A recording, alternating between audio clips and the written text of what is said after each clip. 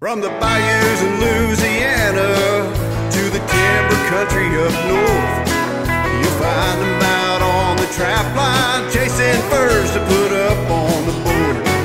Mixing up another batch of that magical stuff, chilling around the fire after the show. Hey, it's Sarah and Jeff, and maybe a guest on the Trapping Radio 2.0.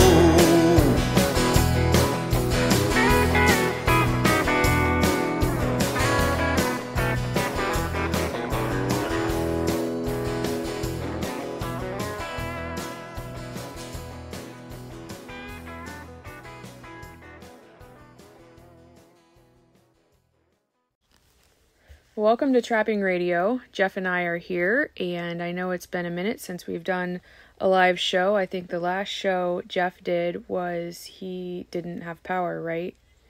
Yep. That was a big ice storm here in northern Michigan. Miserable for you. And still cleaning up. Still, yeah, there's still broken tree branches in the yard. We picked up a few the other day, and you know, once you go without power for 2 weeks, it creates a big mess. And it takes a long time to recover from that. I mean, you lose 2 weeks of time. Yep. And in your case, it was 2 weeks of putting up bobcats. Yep. And that's why we're still putting them up now. They'd Yep. have been done 2 weeks ago. Yes. What do you just got the last of the bobcats out yesterday? Yeah. Finishing them today. I got the last 6 out on the stainless steel table, and gonna flush them and put them on the stretchers. As soon as we're done with this, that's where I'm heading out before it gets dark. Yeah, Jeff went to town, got some groceries, brought me back a coffee, and said, let's do a podcast before he goes back to bobcats, and I go back to folding t-shirts for conventions. So it's almost convention season. We're right on the cusp. Hard to believe. Yeah, time just flies. So our first one will be Pennsylvania, and we'll be leaving here mid-June. I think it's June 13th, 14th, and 15th, or somewhere around there to Pennsylvania. So that'll be our first show. And we do have several of them. Got a list right over here.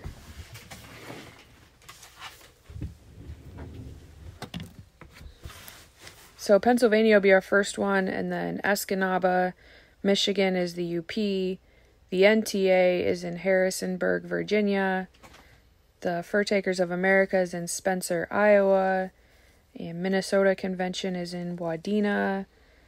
And Michigan Convention is in Everett. And then we'll be at Herkimer for the New York show, the Wisconsin show, Indiana, North Carolina, Illinois, the Southeastern NTA, and then lastly Tennessee, and then trapping season starts. Well, the Tennessee and North Carolina ones, we have to check to see if they have any space available. True. We haven't talked to anybody, but we'll have to call Harold. We'll have to call Harold. If you've been to a show, you've probably met Harold, because he would have passed out a flyer asking you to come to the North Carolina show. Yeah.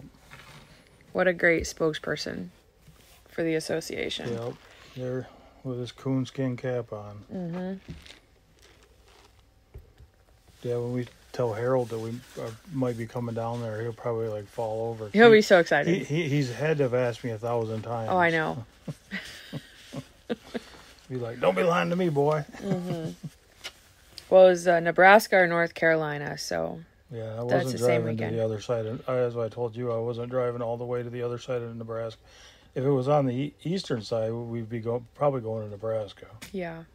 But maybe next year. It's 8 hours from Des Moines, so. Mm-hmm.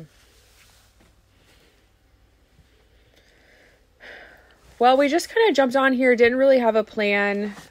Just Jeff and I were talking about just looking back at our season, and, you know, for me, our season, I can't even hardly remember it, but we started in New York, fisher trapping, and that seems like 5 seasons ago. I know. I mean, I can barely remember. I mean, I can remember it, but I can barely remember it sounds like it's forever ago, but we started there, and then we went to Iowa. We did some coon trapping, back to Michigan to the lure shop, back to Iowa for a little bit of coyote trapping around Christmas, and then back to Michigan. What was after New York? Was it, I don't know. We trapped a couple cornfields here in Michigan. That was before we left for New York. Yeah. Yeah. Yeah, it's been constant setting traps since basically October 15th, right on through to the end of April. Yeah. I mean, because then we spent pretty much, we left here toward the end of January, and then spent all of February into March in Texas, and then a little bit of Arkansas. And then back here for some beaver trapping. You had the ice storm. That kind of messed up catching some good northern Michigan beaver. Yep, the ones that are still worth decent money. Right. I mean, because you had it was like a massive amount of rain. You and Haggerty set some traps. I can't even remember how much. It was like 5 or 6 inches of rain, and it just kept freezing in the trees. But the roads were fine, so we're still setting traps. And then all the limbs in the trees started sounded like bombs going off all through the woods, and so we're like, yeah. So Haggerty wanted me to come down to his house, and I'm like, I'm not leaving here. Everything I pretty much own is right here. And you stuck it out. Yeah, I'm not leaving. So he went down. I told him, I said, there ain't no sense both of us suffering. So he went back home, and then came back like a week later, but the power still wasn't on. We got all of his traps pulled because they were all flooded. Mm-hmm. Because, how I am. I like to set traps. I don't care if it's pouring down rain. I just want to set traps. So we probably shouldn't have been setting them, but anyways, all the beaver we got were good. And we caught some otter, and Haggerty took those, so. I was in Wisconsin at the women's camp with power and having so much fun. I did feel bad for you a lot, but I was glad I wasn't here. Yep. But from there, I went to Iowa and caught quite a few beaver in Iowa. And then back here, and the season was over. Yep. So it's been bobcat put up, and you've been dealing with some meat, getting the meat ready to go. And getting the meat all ground up, and then the grinder broke down, so we're trying to get that fixed. The mower broke down. All the fun stuff broke down. But so I guess the fleshing knife never breaks down. It just keeps fleshing. Mm-hmm. And if it did break, we're right by F&T. I mean, we're 10 minutes from F&T. So there's no excuse not to have materials for trapping. Yeah, and if it was a emergency, we could make it there at 7 probably. Mm-hmm. And even if it was a bigger emergency, I bet you could get Ralph or Sean to open the door and get us a knife after hours. No excuses around here. I think Sean would. I don't think Ralph would.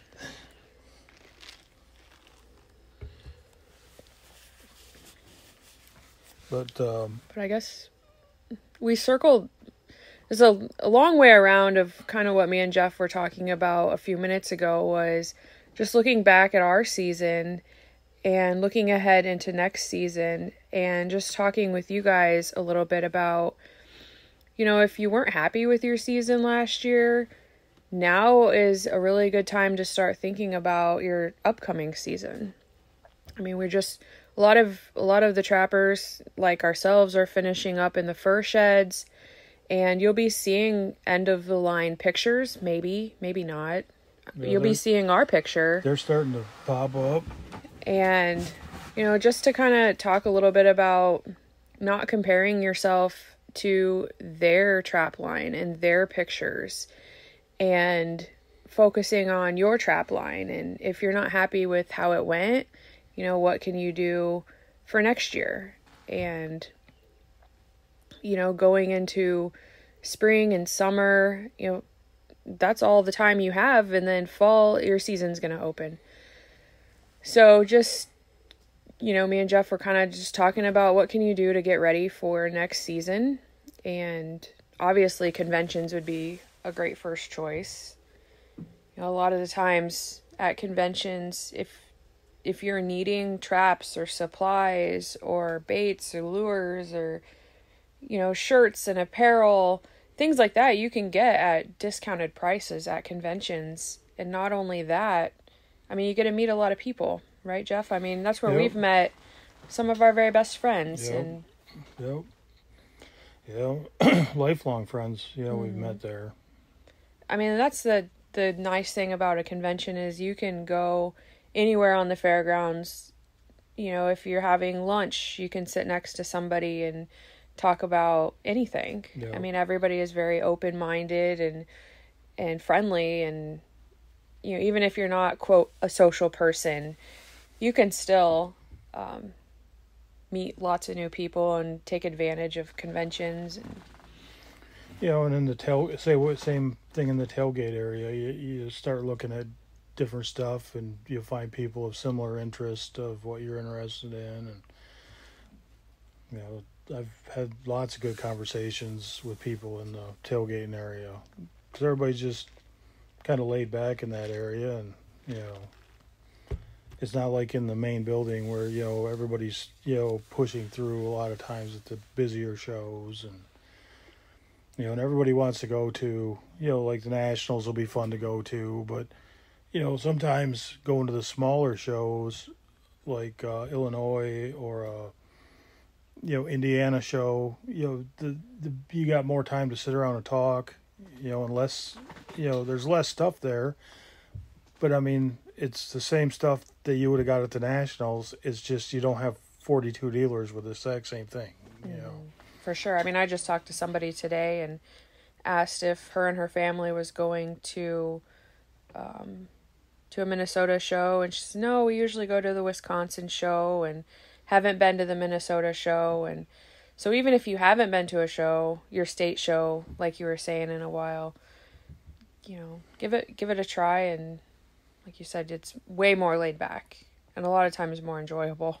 Yeah, we have a lot of fun, especially like the Minnesota show. We always have, fun there, and, we really like the people. And, this year will be a little sadder because our good friend Buzz passed away. So, we're hoping to get to see him there. And, so, that's the thing is you go out and meet all these really nice people. And, if we hadn't went to the Minnesota show, we'd never got to, know Buzz. And, he'll be in our memory forever. Right. He always took care of, his passion was the vendors. Yeah. And so he always, took really good care of all of us vendors and made sure if you were good to him, he was good to you. But if you were shitty, man, he didn't let you, he put you in a shitty spot. Yeah. And so anyway, he was always really good to us, and he had cancer, and this last show, he brought his entire family to the show, and I don't know if they had ever been there, but he was so proud. He brought his family, he introduced his wife and his daughter and his grandkids, and just introduced him to everybody and made him come to our demos and sit through the demos. I don't think they cared anything about it, but he was sitting right there next to him, and he was so proud to have him there. And it's not just like a good old boys show. It can be a family show if you include the family. Yep. And a lot of times, even if it's something where it's just you have always went and your wife has never came, or your daughter, all it takes is just to ask them if they'd like to come. Sometimes they just need an invitation. If you don't invite them, then it's always going to be the way it was if you don't make a change. And that's the thing is you get your whole family there, and even if you don't want to hang out with the kids, where they drive you crazy or something. There's other kids there. Turn them loose. Yeah, lots of people just turn their kids loose, and it's not like most of them are like wild crazed. There's a few that you see once in a while, but most of them are just good kids, and you know, when they lay their head on the pillow at night, I'm sure that they're just zonked right out. Mm-hmm. You know, so I definitely, would say if you're going to come to the convention, definitely bring your kids. Because I know going with my dad, as a kid to the conventions and stuff, I always remember that. And I got the pictures of me in the trap setting contest as a kid. So, it's it definitely, if you take them, take lots of pictures and video and stuff. And, something you'll always remember.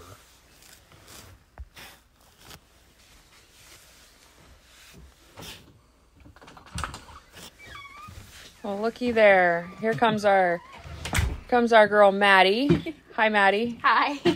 We are recording a podcast here, so Sounds fun. yeah. Maddie, bless her heart, she's our little worker here, and today is Sunday, and it's 4:00 in the afternoon, and Maddie just showed up to work. So bless her heart, she works Monday through Friday, and she works so hard and keeps us all organized, and man, I wouldn't know what to do without her. No, she's been a blessing. Yep. So we're, like we said, frantically trying to get ready for conventions, and Maddie knows that and offered to come in both Saturday and Sunday. So she'll be in the background just kind of folding some shirts. So there's a whole pile of them there for her. And anyway, do you have any questions, Maddie? I don't think so. You're good? Okay. Well, folks, this is real time. We're still running a business here, as trying to, and that's why, we sometimes go MIA on the podcast, is because we're just so busy, and we do need to slow down and talk about it. But it's because it's like you put up the videos and different content, and it's hard to do everything.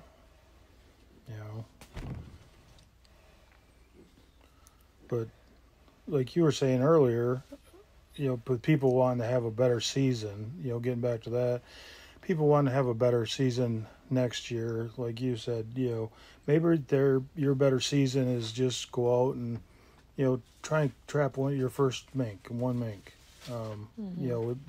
That might be somebody's goal, or like you said, maybe somebody wants to catch 100 coyotes. Don't catch 100 coyotes. Catch 99 or 100. If you say, I caught 100 coyotes, it sounds fake. Mm-hmm. But I mean, you can set your goal at that, and if you come up at 91, that's the thing, is always being honest about it. Not trying to sound better, but, I think it's great to set a goal, and, I wanted to catch a fisher this season, and I caught one fish. I was good, caught the one, and like you said, your season doesn't have to look like somebody else's. It can be what you want it to be.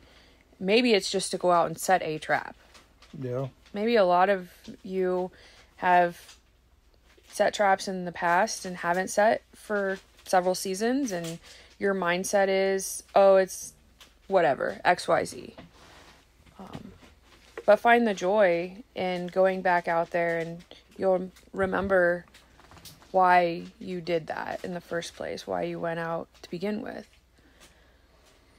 And some people that do want to catch more stuff, there's if basically when you ended the season, let's say you want to be better next year or have it get better, your better season next year, and the thing is when you ended the season, if you don't make a change between now and starting the opening day, you're not going to be any better. Nothing's going to be any better.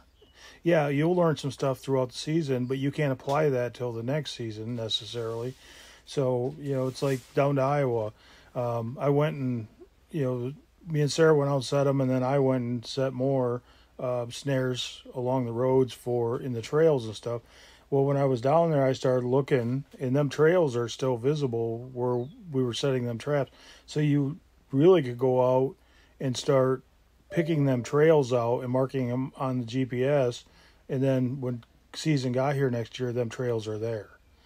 So there are things that you can do right now, to make it where, you'll have a better season. So. For sure.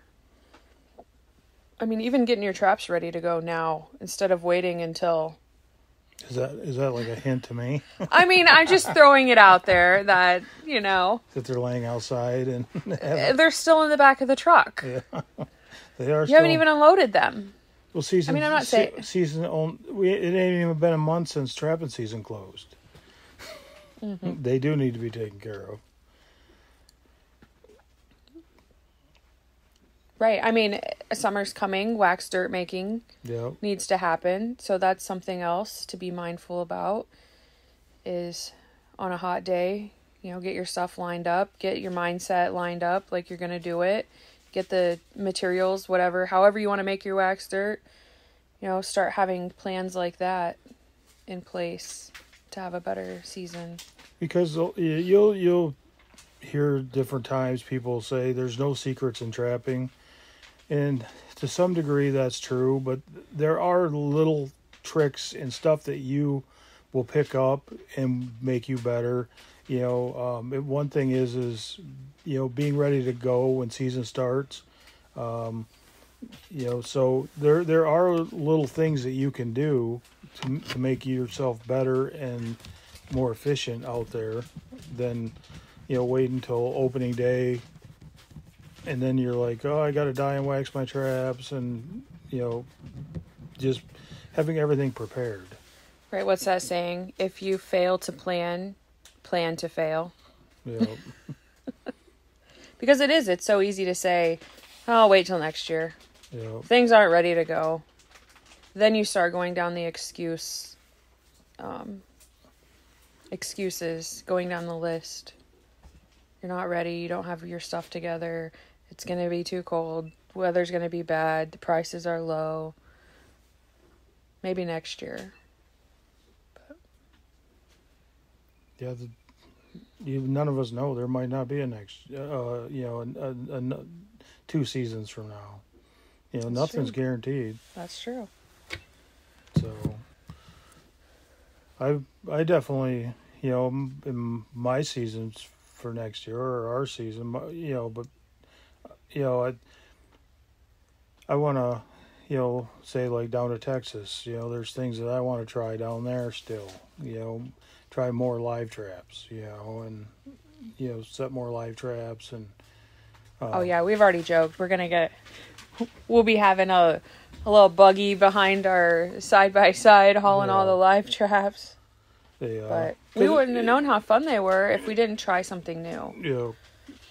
Yeah, but definitely is a lot of fun. Trying different things and, percentage-wise, we did better in the live traps than we did in anything, percentage-wise. Mm-hmm. It took a while. Sometimes in your mind, like, oh, things got to be blended in really good. And the first trap we set, we just kind of threw it out there. It was a hot day and we just kind of tossed it out there. And a couple days later, we went back and we're like, the thing looks pitiful. We got to fix it up, And we went and took the trap. It was in a crappy spot. Moved it to a better spot, blended it in better, and then we had a cat the next day. And, I think it was a good lesson that, try your best when you're out there, but trying something new and... You put in, usually you're rewarded for the more effort that you actually do. Good way to put it. You do something half-ass, you get half-ass results. Luckily for me in my life, that I've been pretty lucky that I didn't get the half-ass results, but generally that's the case. I've been pretty lucky. Mm-hmm. But yeah, maybe like you said, I had never tried the live trap, and you hadn't maybe focused specifically on setting it out and targeting it, and maybe that's something for somebody to set They're mine too. Well, what I didn't do with the live traps, I mean, I had gone and set live traps and stuff, even down to Texas when I was down there with Norm, using Norm's live traps. But what I didn't do was if I found a great location, I didn't not set a foothold there. I would, and then put the live trap there. Where we did that this time, we picked out a great location and, put that live trap there. Correct. And I think there's something so sweet about that is you go put the trap specific for that animal in that specific spot to catch it in that specific way instead of by accident. Yeah. There's something different to that. Oh, there definitely is. Kind of like when you're beaver trapping and you accidentally catch an otter. That doesn't make you necessarily an otter trapper. You just happen to catch an otter. Kind of thing. Well, you hear that all the time with cats is that, people say, oh, they're easy to catch. And, because what they do is they go out and they'll set coyote sets and then they'll accidentally catch, a cat in their coyote set. And then they say, they're easy to catch. Well, I can absolutely tell you that I mean, this year we got 140 cats, and I do not think the cats are easy to catch. How many on camera just walk right by your set and don't even give it a second look? Do stuff that you can't figure out why they're doing it. I mean, it's sickening. Yeah, I mean, it's absolutely, it's crazy. So the thing is, but trappers say, basically consider themselves a otter trapper or a bobcat trapper if they catch one by accident. But the thing is I've never heard anybody, I heard it joking around, but not where they're serious. I'm a possum trapper. Well, you catch possums by accident. Why aren't you a possum trapper? I mean, technically it would be the same thing. And that's the thing is people shouldn't get in that mindset, because if you start thinking something is easy, then you don't learn everything you can learn. I mean, it's like down in Texas, neither one of us consider that it's easy to catch them. No. And so we're trying to learn every little detail that we possibly can, putting up cameras, looking for tracks, looking for scat, looking, where are they traveling? How are they crossing under the fences? Right, because that's the thing. It's like, oh, well, it'd be pretty easy just to put a snare in the fence, and anything that crawls under there, you're going to catch it. Wrong. Wrong. Well, so wrong to that. Yeah, especially with that same thing where we got the video of them 3 bobcats going one right after another. Right through the snare. Right through the snare. So, I mean... And that thing's down to like, what? I don't know the inches. 5 inches. Yeah, but, I mean, before that, that was pretty early on, and we had the loop too big. Yep. And if we didn't have that camera on there, we would have never known that we had missed 4 cats there. So having a mindset that, oh, just put the snare there and you'll catch anything that goes through there. If we didn't have the camera on there, or if we weren't questioning how is this working, we would have never adjusted anything. No. And the other thing, and the thing is, we still would have picked up cats, and we still would have picked up a lot of cats, but the ones that pushed it over the top was the ones that, when we started adjusting by what we were seeing. Mm-hmm. Because I would have nobody would have known if you didn't see a cat do it. Because I've had people tell me, oh, it's the armadillos knocking them down. We had an armadillo go through a hole for like 7 or 8 nights in a row and never knocked the snare down. We had rabbits jump through them, never knocked them down.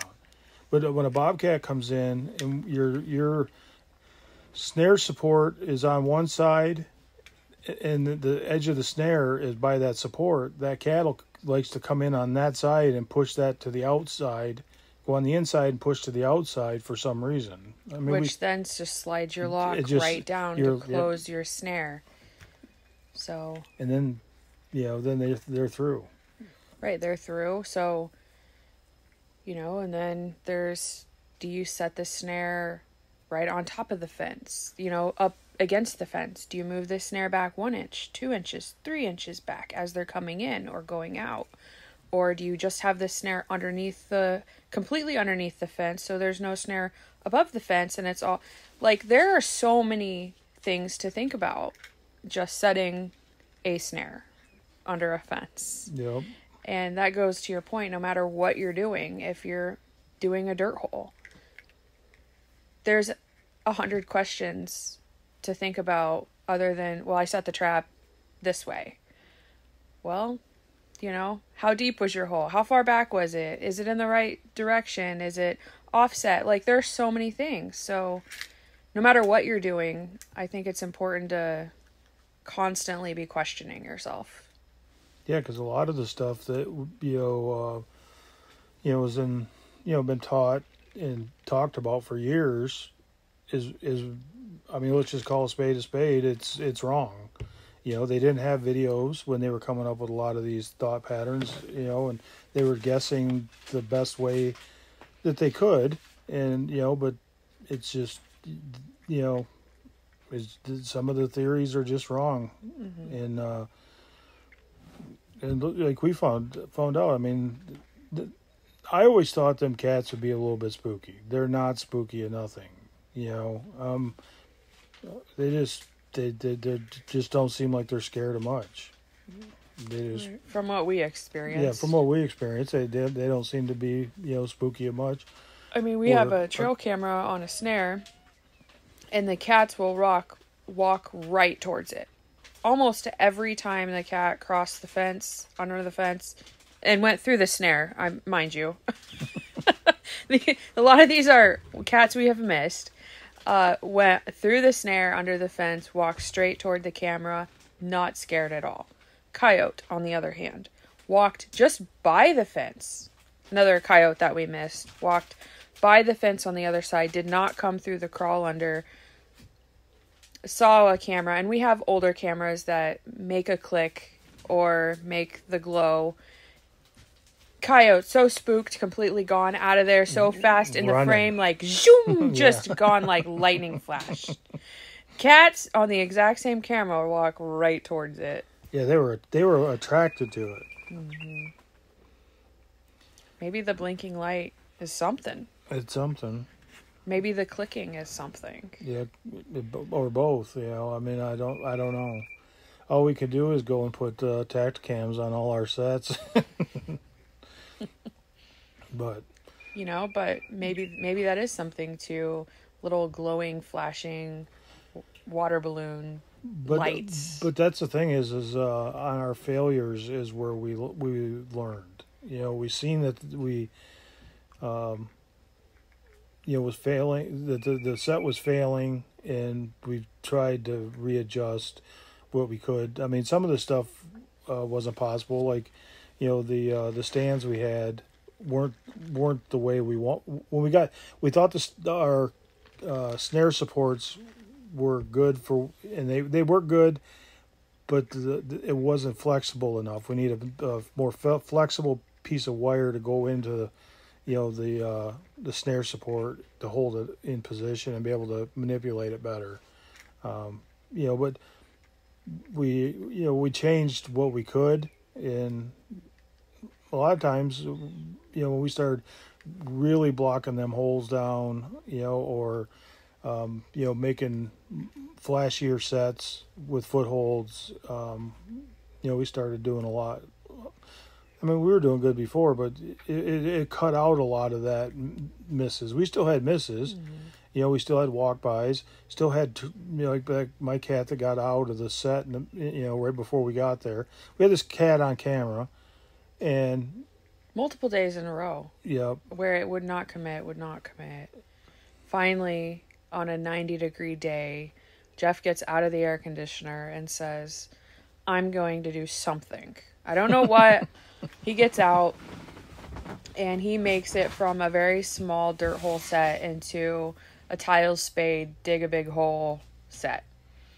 And that had been working at other places. And then it was on that, like, be like a T, And then I extended out the walkways, the walk-through set, another probably 5 feet on each side.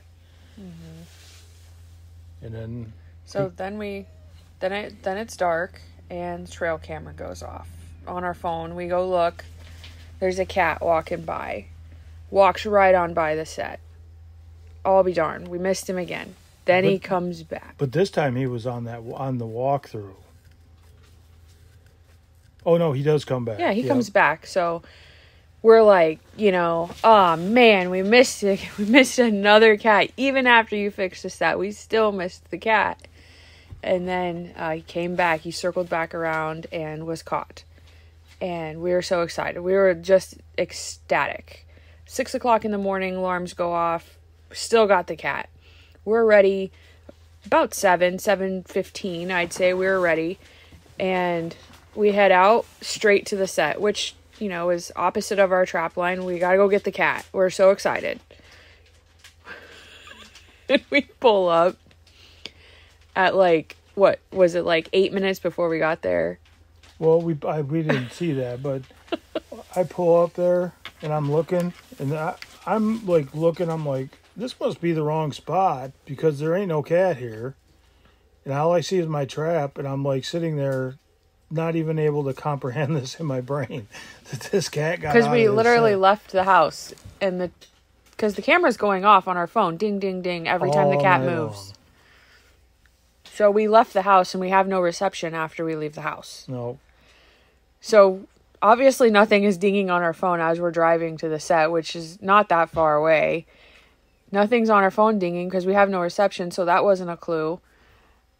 And the cat had got out of the trap, right when we left the house. Had a back foot catch, just probably by the toes and the offset, and he finally gave one lunge and he was gone. So.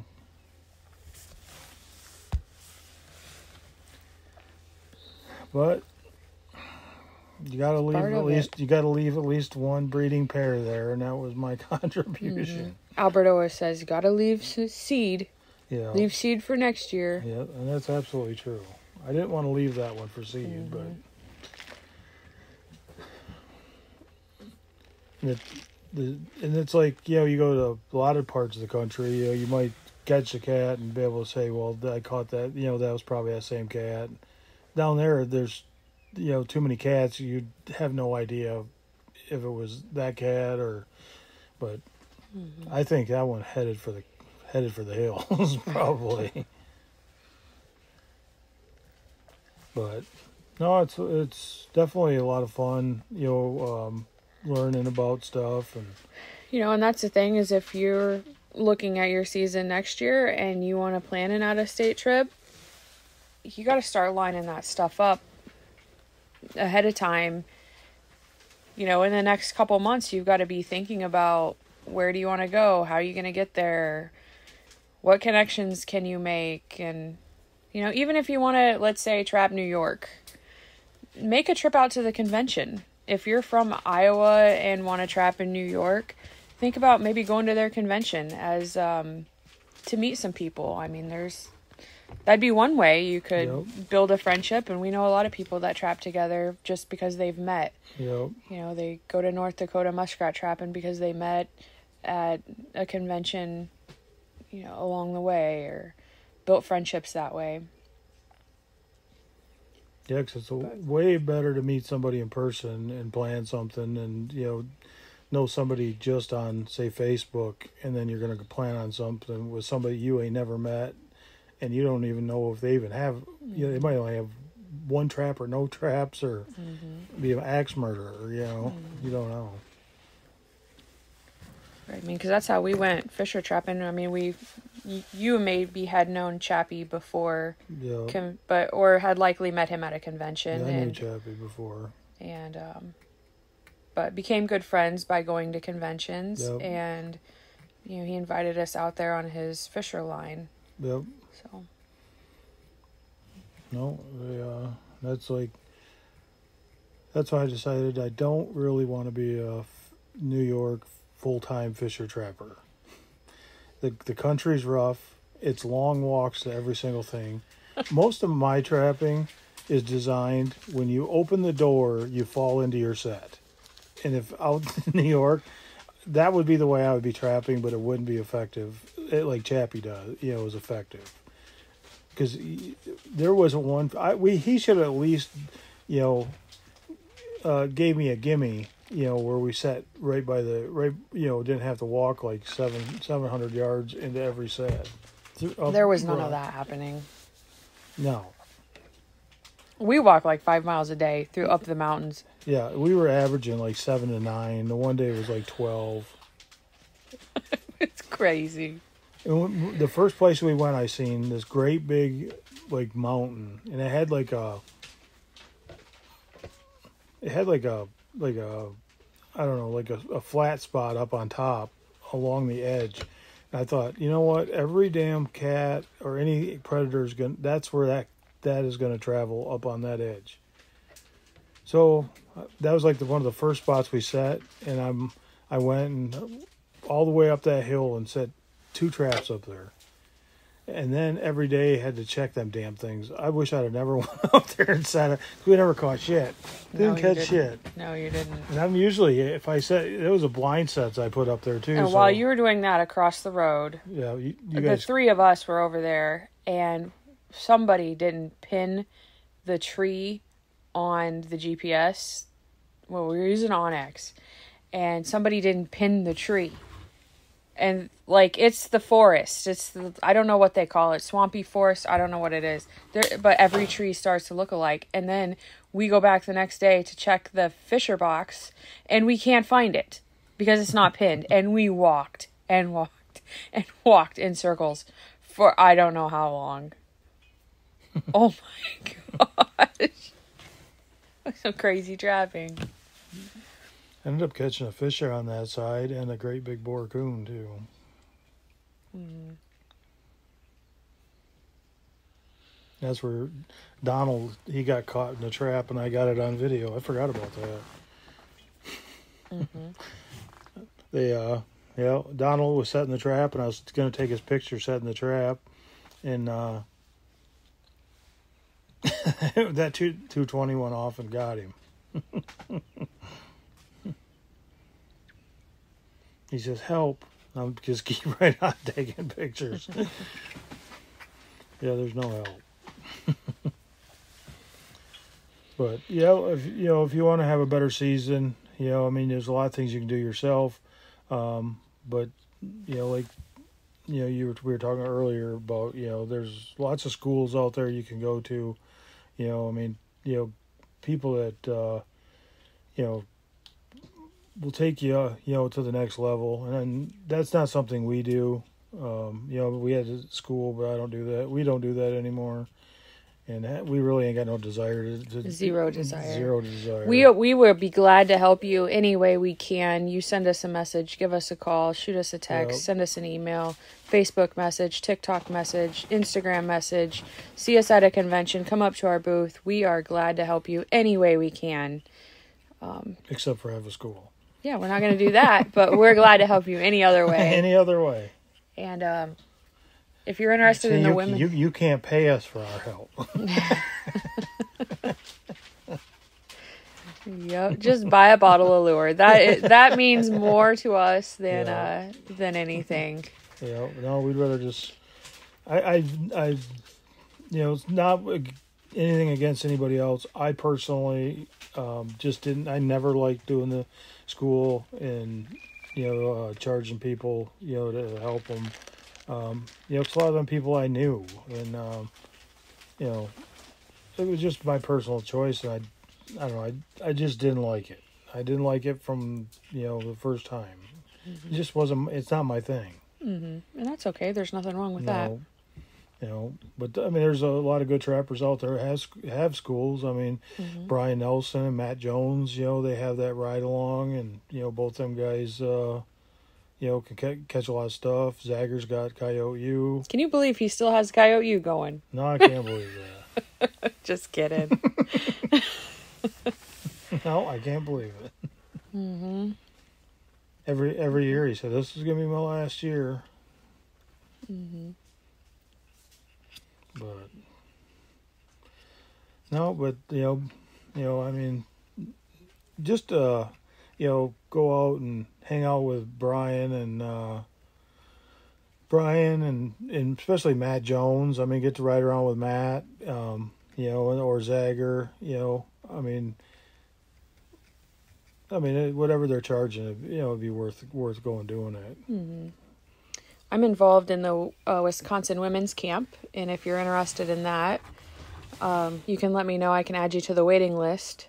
But we have, I don't know, there's over 100 people on the waiting list. So if something you're interested in, let me know. I'll get you on the list. But it's a lot of fun. That would be fun for, like you'd said, it would be fun for guys. I would like to be involved in something like that where, basically it's just, you're paying enough to cover the food or whatever. And, it's just basically a fun thing, Mm-hmm. Basically where I'm not under the gun. But that women's camp does sound like a lot of fun. Yeah, I should do maybe I'll do a show on talking just specifically about the camp and kind of how we have ran that and the success that we've seen at that camp and the friendships that we've made and the learning and growth and community that we're building over there is pretty incredible. Yeah, I mean, I think it's awesome. I mean, just to see how tight all them women are together on everything, I mean. Yeah, they're definitely becoming some of my best friends. I mean, I talked to one today, and I was telling her how busy we were here in the shop, and she lives in Minnesota, and specifically it's a 10-hour drive, and she said, if you need help, Sarah, I will be there tomorrow. I'll drive 10 hours to help you, and she's got 3 little kids and a husband, but she was willing, just to drop everything and drive here to help put t-shirts in a bag. Was she going to bring the kids with her? They're welcome to come if they would like. I love having littles around. She's got some cuties too, so. No, great network. It's definitely,